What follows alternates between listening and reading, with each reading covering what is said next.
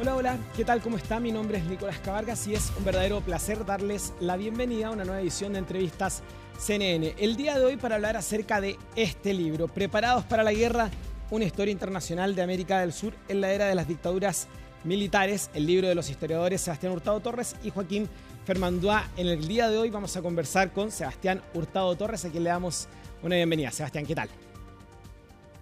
Hola Nicolás, muy bien, muchas gracias por la invitación. No, por favor, gracias por querer conversar con nosotros acerca de este libro, ya lo decíamos, que explica lo que fueron, ¿no?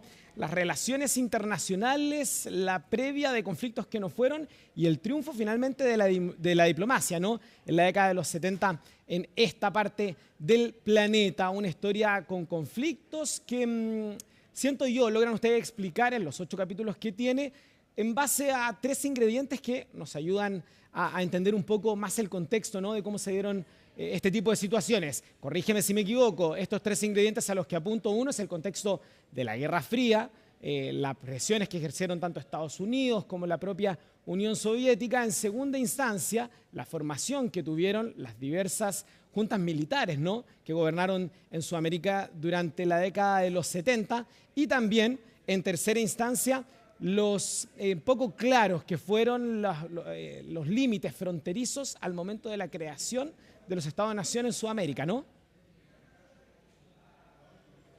Así es.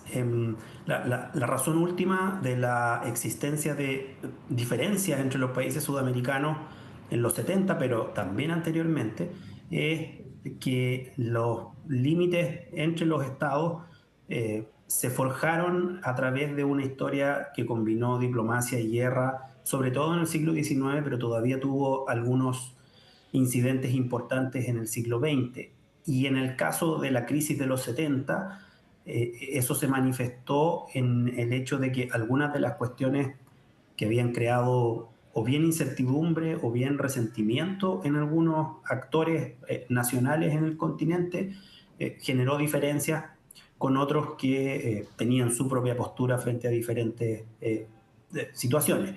Los casos más emblemáticos de lo que nosotros tratamos en el libro son la situación de peligro de guerra latente que hubo entre Chile y Perú en los años 70, particularmente después del golpe militar, pero con antecedentes antes del golpe militar. Y por supuesto el que es más conocido para el público general, que es el conflicto del Beagle. Y ambas situaciones obedecen a esta situación de historia, digámoslo así, de largo plazo, que es el de la configuración territorial de los estados sudamericanos, y que tuvo esta manifestación con particular importancia y particular peligro en los años 70, porque los militares que estaban en el poder en la mayor parte de los países sudamericanos en esa época habían sido formados profesionalmente en una visión respecto de sus roles que era muy celosa de la cuestión de la configuración territorial. Entonces, esto, para simplificar mucho la tesis de lo que nosotros proponemos en el libro, condujo a que en una situación de prevalencia de regímenes militares en la región, estas visiones de configuración territorial, que son conflictivas en muchos casos entre los diferentes países, alcanzaron la situación de el poder máximo en el nivel político, porque eran los militares los que estaban en el poder, y por ende condujeron a que la situación adquiriera el nivel de tensión y de posibilidad de guerra que nosotros tratamos en el libro. Un libro, además, Sebastián, que tiene el caso, ¿no? Preparados para la Guerra, que no solamente plantea lo que conocemos nosotros en nuestro país, en particular en relación a la postura propia de la Junta Militar chilena, sino es bastante justo en exponer lo que pasaba también. Por ejemplo, lo señalabas tú en el caso de Perú, de Argentina, de Ecuador. Se hizo un trabajo importante, ¿no?, para entregar las diversas sensaciones, no solamente dentro de Sudamérica, dentro de cada país, sino también de las potencias en ese minuto. ¿Cómo fue el trabajo de recopilación que los tuvo, no solamente de manera intensa en Sudamérica, sino también en Alemania, en Inglaterra, en Estados Unidos, revisando archivos históricos? Bueno, nuestra intención original al momento de que emprendimos el proyecto de investigación era tratar de discernir la situación de Sudamérica en los años 70 desde un punto de vista lo menos nacionalista posible. En otras palabras, lo que nosotros queríamos lograr entender y a través del libro exponer son los puntos de vista de todos quienes estuvieron involucrados en estas situaciones de controversia o de conflicto. Y eso nos obligaba a tratar de expandir lo más que fuera posible el acervo de fuentes sobre el que nos íbamos a basar. Desafortunadamente esto no es un trabajo que pueda algunas veces hacerse con toda cabalidad, porque no todas las fuentes están igualmente disponibles. Quiero decir, no todas las fuentes diplomáticas de todos los países están igualmente disponibles para nosotros. No todas tampoco tienen la misma riqueza de información que tienen, por ejemplo, las estadounidenses.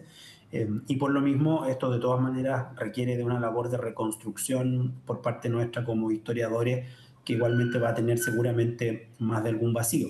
Pero al menos en términos de nuestra motivación y de nuestro horizonte también, lo que nosotros queríamos hacer era que esta fuera una historia genuinamente sudamericana, con una perspectiva lo más multinacional que fuera posible. Ahora, de todas maneras hay ciertos énfasis que son inevitables porque, por ejemplo, el conflicto entre Chile y Argentina por el Beagle fue el momento en que más cerca se estuvo de emprender un conflicto desatado, y por lo mismo hay más atención en un caso como ese que involucra solamente a dos países.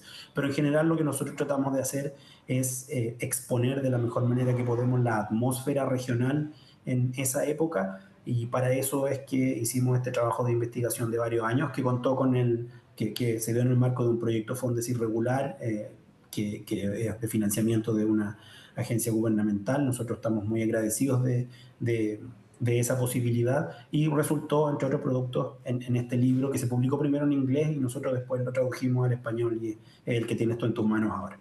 Sebastián, se dio una tormenta perfecta, lo decíamos, con algunos ingredientes. Desde afuera, Estados Unidos y la Unión Soviética tratando de imponer sus límites, jugar el juego de la geopolítica internacional, en el caso ya propiamente de nuestro continente, ¿no? Con la mayoría de los gobiernos encabezados por juntas militares. Pese a eso, pese a historia de todo un 1800, 1900, marcado por algunos hitos que terminaron marcando los sentimientos dentro de las propias Fuerzas Armadas. En el caso, dos puntuales, ¿no? El conflicto chileno-peruano y el conflicto chileno-argentino, finalmente terminó ganando la diplomacia. ¿Cómo se explica eso, no? Cuando daba la sensación que era todo una tormenta perfecta, en el libro Preparado para la Guerra termina demostrando, ¿no?, el triunfo finalmente de la diplomacia. Esta es una explicación o un intento de interpretación que tiene mucho de especulativo, porque, por ejemplo, en el caso de la historia que todos o mucha gente conoce respecto del conflicto o del cuasi conflicto entre Chile y Argentina por el canal Beagle, la orden para iniciar las hostilidades de parte de la Junta Militar Argentina ya estaba dada y se detuvo en el último momento. Entonces, muy bien podría haber efectivamente estallado el conflicto, y la historia que nosotros hubiéramos tenido que escribir 40 o 50 años después hubiera sido diferente, con una conclusión diferente a la que tú estás muy bien describiendo. Pero en la medida en que esto fue así y la situación se dio de esta manera, y algo parecido puede decirse del conflicto que tampoco estalló entre Perú y Ecuador, a pesar de que hubo de hecho intercambios de fuego con muertos, incluso según algunos testimonios. Lo que parece que explica esto es que para que el conflicto estalle decididamente entre quienes son sus actores, tiene que haber una determinación hacia eso que es definitiva, o al menos que es preponderante dentro de la élite gobernante en un lugar que se vaya a involucrar en un conflicto. ¿Qué quiero decir con esto, para ponerlo en términos más específicos? En Argentina, cuando se acercaba la crisis del Beagle, siempre se supo y se sabía en el momento que no todo el aparato militar argentino, ni siquiera toda la Junta Militar Argentina, quería la guerra. Y por lo mismo, en la medida en que no se alcanzó esa opinión unánime, hubo una posibilidad de evitar la guerra, en ese caso en el último momento. Pero algo parecido pasó también entre Perú y Chile, o entre Perú y Ecuador en otros momentos. Si bien había una sospecha generalizada respecto de las intenciones del otro, y eso era cierto para Chile, Argentina, Bolivia, Perú, Ecuador en la época, nadie estuvo en el momento decisivo completamente determinado a resolver la cuestión controversial a través del estallido de un conflicto. Y eso en parte se explica porque, bueno, hay una inercia posterior a la época de la Segunda Guerra Mundial que hace que la visión de la guerra y sobre todo la visión de los costos de la guerra sea mucho más cautelosa y reservada entre muchos. Y por lo mismo incluso los militares, esto no es un prospecto tan deseable. Pero también porque en un análisis más bien racional de las cosas, quienes tenían que tomar la decisión en su momento entendieron que hacer estallar una guerra era mucho más costoso para sus regímenes, pero también para sus sociedades, que la mantención de la paz, incluso si es que esa visión de la configuración territorial a la que ellos adherían tenía que de alguna manera resentirse o al menos no concretarse de la manera ideal que ellos estimaban. Esa es una explicación muy general, por supuesto, hay cuestiones que son más propias de la situación particular a la que nos estemos refiriendo, pero en términos de explicación general para la época creo que esa es una buena forma de exponerlo. Sebastián, el libro plantea, lo decías tú, una perspectiva sudamericana, al mismo tiempo que las presiones internacionales hacían lo suyo.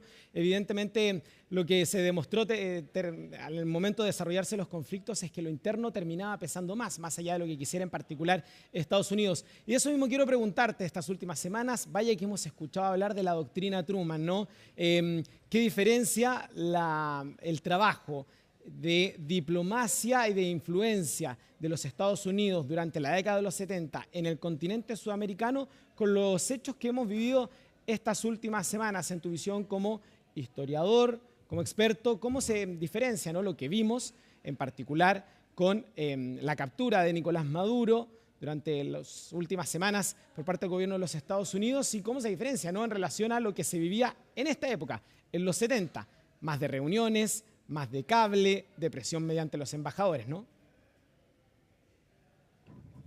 Bueno, lo primero que hay que decir es que en los 70, después de la caída de Allende, y esto es clave porque antes de la caída de Allende la situación era distinta, pero después de la caída de Allende, en América del Sur no había ningún régimen que se constituyera como una amenaza significativa ni a los intereses ni a la hegemonía de Estados Unidos en la región.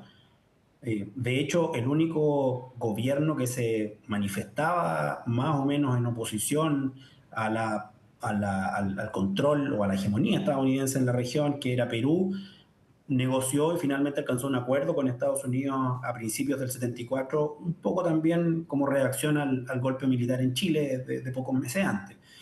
Por lo mismo, no había una disposición en Estados Unidos a observar los asuntos sudamericanos con un nivel de urgencia o una preocupación que obligaran a alguna acción demasiado significativa. Ese es un elemento.